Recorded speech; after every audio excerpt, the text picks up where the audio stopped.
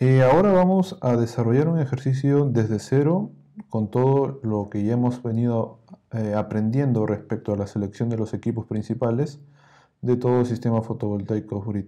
Entonces, sin más, entramos al ejercicio práctico número 1, en la que se desea alimentar cierta, previo en este caso una ganadería con energía fotovoltaica. Este lugar no tiene acceso a la red, por lo tanto llevará banco de batería. A su vez, este proyecto se encuentra en una localidad de Puno, un departamento del Perú, en una comunidad campesina de Queracucho, Macusani. Las coordenadas en cuanto a latitud y longitud están descritas a continuación. A su vez, durante la visita técnica se analizó lo siguiente, en la que se pretende alimentar 6 luminarias LED de 20 watts, el cual se estima un uso de 5 de la mañana, 7 de la mañana y de 5 de la tarde a 10 de la noche. En cuanto a televisión LED de 100 watts y un decodificador de 40 watts con un uso estimado de 6 de la mañana a 8 de la mañana y de 7 pm a 10 pm.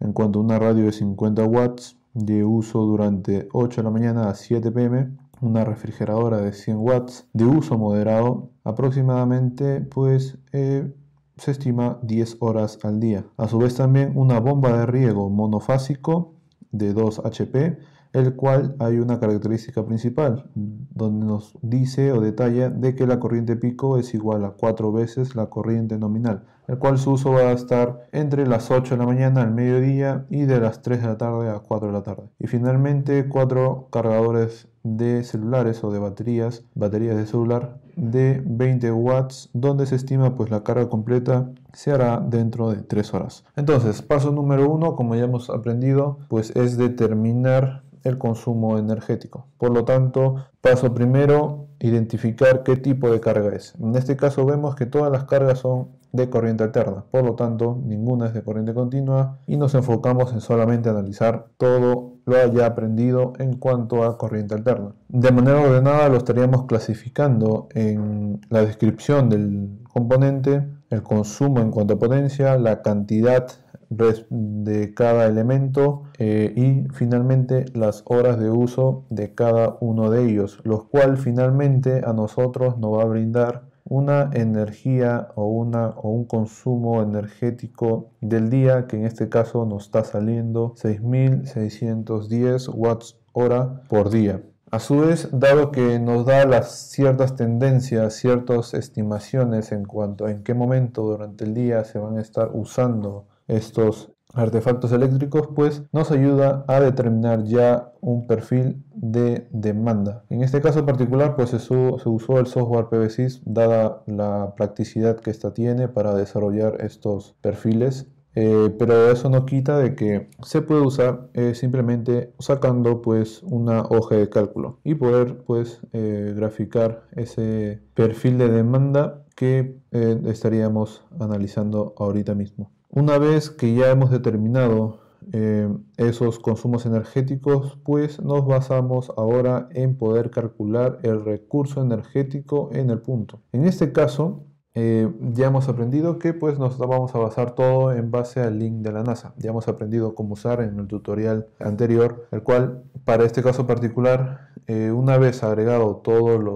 en todos los ítems que te pide la NASA, calculamos los siguientes resultados. En este caso, para el análisis de este ejercicio, vamos a analizar en función a los 10 últimos años y vamos a sacar un recurso energético promedio por mes, el cual nos estaría brindando lo sombreado en amarillo.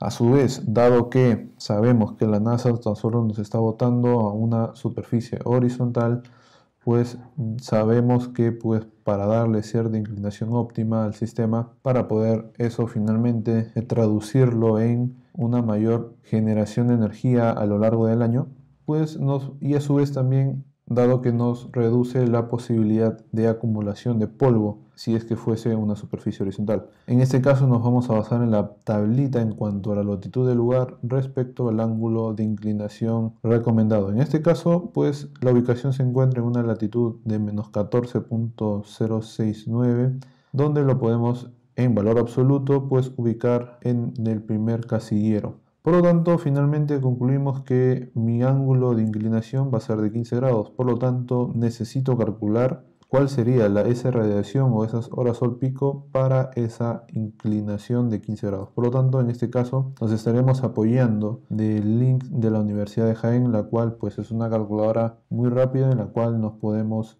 hacer estos cálculos de manera rápida. Como ya sabemos, tenemos que saber interpretar aquello. Primero, obviamente, hay que completar cada espacio en cuanto a la irradiación multiplicado por 1000, la inclinación deseada, en este caso pues deseamos los 15 grados, la latitud del lugar, la reflexividad, en este caso lo estaríamos dejando por default de 0.2, y el azimut, en este caso de 180, dado que nosotros estamos ubicados en el hemisferio sur y por lo tanto necesitamos orientar el arreglo fotovoltaico hacia el norte. Con ello, pues completamos, como se puede observar ahí, y finalmente calculamos los resultados de la irradiación a la inclinación de 15 grados, el cual, de manera de resumen, obtendríamos las siguientes gráficas en la que podremos ver claramente cómo varía la irradiación en un ángulo, para un ángulo o una superficie horizontal,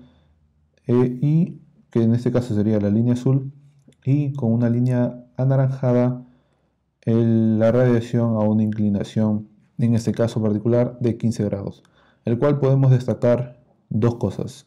La primera es que de base nosotros tenemos que garantizar durante todo el año que la energía solar pues va a ser fija, va a ser asegurada en cuanto a su irradiación que estaríamos seleccionando. Por ello necesitamos usar la irradiación del peor mes durante todo el año para poder garantizar lo mencionado anteriormente.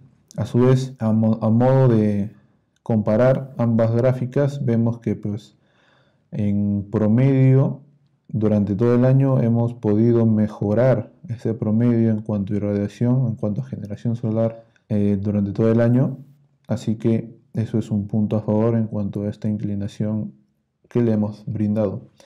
Entonces, finalmente, pues para los cálculos futuros, en este caso para el arreglo fotovoltaico, estaríamos tomando una irradiación de 4.7 o 4.7 horas sol pico.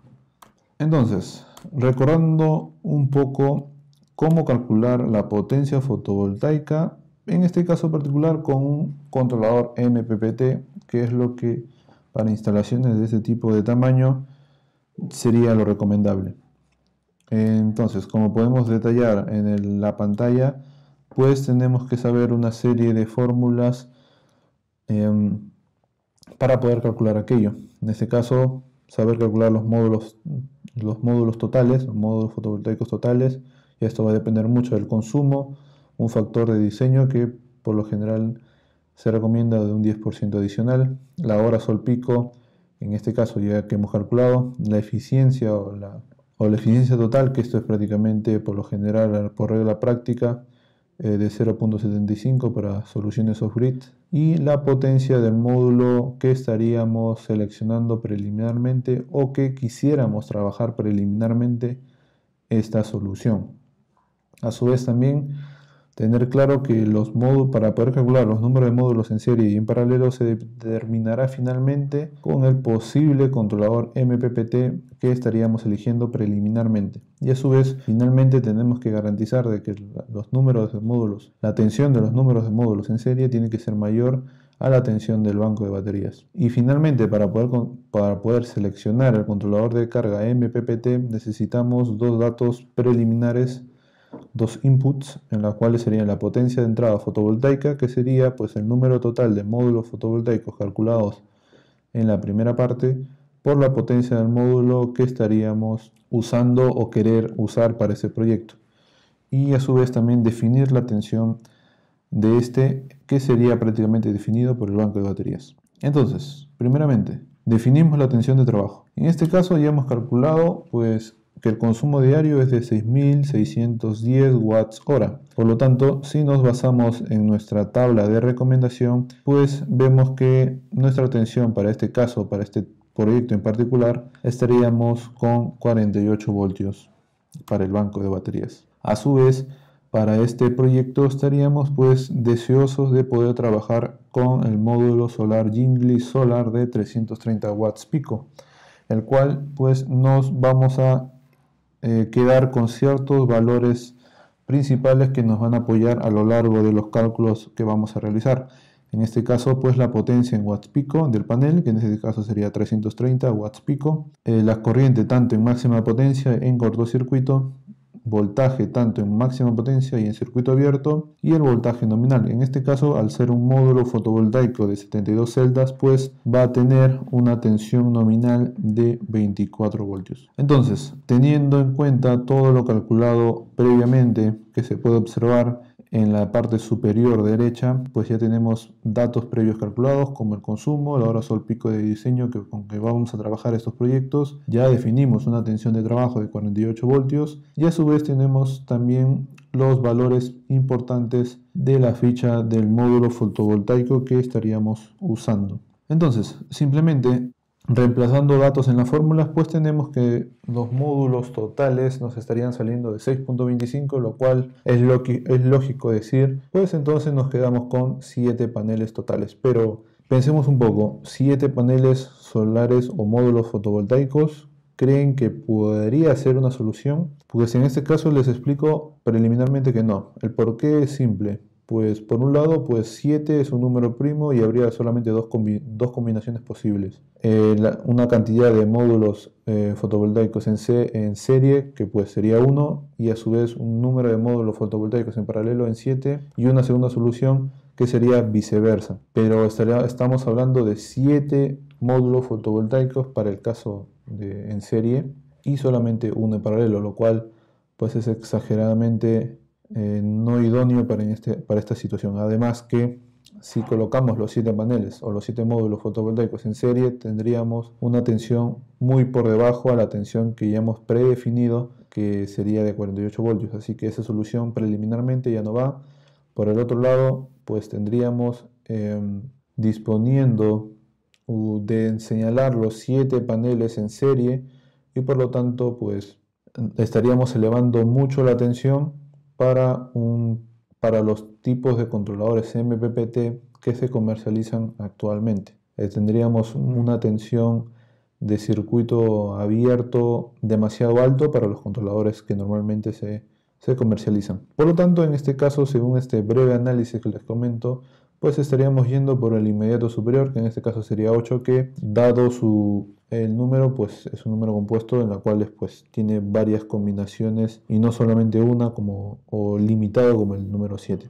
En este caso, pues analizamos y partimos de que serían números totales de módulos fotovoltaicos de 8 unidades y como si recordamos un poco, para poder calcular o preseleccionar al controlador de carga MPPT necesitamos de una potencia de entrada fotovoltaica que para este caso se estaría calculando entre los módulos totales, que en este caso sería 8, por la potencia del módulo que estaríamos o quisiéramos trabajar, en este caso 330 watts pico, por lo cual nos está brindando 2640 watts pico como potencia de entrada y obviamente ya hemos calculado que la tensión de trabajo va a ser de 48 voltios. Por lo tanto, con estos datos preliminares y buscando dentro de los posibles MPPTs, controladores MPPTs que se puedan comercializar localmente, pues en este caso particular escogimos un controlador de carga MPPT Victron Energy, en la cual, viendo los datos preliminares calculados, pues estaríamos preseleccionando al controlador MPPT 15045, del cual de este controlador preseleccionado estaríamos priorizando dos datos interesantes. Número 1, la tensión máxima en circuito abierto, que en este caso sería 150 voltios, y la máxima corriente que el controlador puede soportar en cortocircuito, que en este caso, como se ve en la ficha, de 50 amperios. Con estos dos datos vamos a hacer unos cálculos preliminares. En este caso, pues vamos a calcular pues la máxima cantidad de paneles tanto en serie y tanto en paralelo. lo cual es simplemente una simple división de dividir la tensión que puede soportar el controlador de carga MPPT desde del arreglo solar fotovoltaico, en este caso sería 150, entre pues la tensión de circuito abierto del módulo fotovoltaico, que sería 45.6, lo cual nos está brindando 3.28, que por lo cual sería dado de como máximo 3 unidades. De la misma forma, para los números de módulos fotovoltaicos en paralelo, estaríamos obteniendo 5, los cuales, en cuanto a estos tres últimos datos calculados, tendríamos en resumen lo siguiente: número totales de módulos fotovoltaicos 8, número de módulos fotovoltaicos en serie como máximo de 3, número de módulos fotovoltaicos en paralelo como máximo de 5, lo cual, según la secuencia, podríamos tener dos soluciones. En este caso particular estamos solamente cogiendo uno, y el porqué es el siguiente. El número de módulos en serie estaríamos teniendo 2, en cuanto al número de módulos en paralelo 4, lo cual esto para un controlador de carga MPPT necesitamos asegurar que el número de módulos en serie, la tensión de los números de módulos en serie, sea mayor a la tensión del banco de baterías. Por lo tanto, en esta solución es correcta. En cambio, si nos pasamos al controlador, a la otra posible solución, que podría ser los números de módulos en serie, en este caso con 4, ahí estaríamos pues yendo en contra a lo analizado anteriormente, que sería la cantidad máxima en serie, que en ese caso sería 3, y obviamente por esa razón ya no la estaríamos cogiendo. Por lo tanto, estaríamos ya señalando ello. Pero como hemos comentado a lo largo del curso, la temperatura juega un rol importante en cuanto a los parámetros eléctricos de un módulo fotovoltaico. Para el caso particular del lugar, según la data histórica en cuanto a los datos del CENAMI, pues obtenemos que la peor condición o el peor frío o el peor clima durante todo el año estaría ubicado en julio con menos 6 grados centígrados, en la cual, si recordamos un poco, pues esto al módulo fotovoltaico a menor temperatura de ambiente, pues lo que hace es que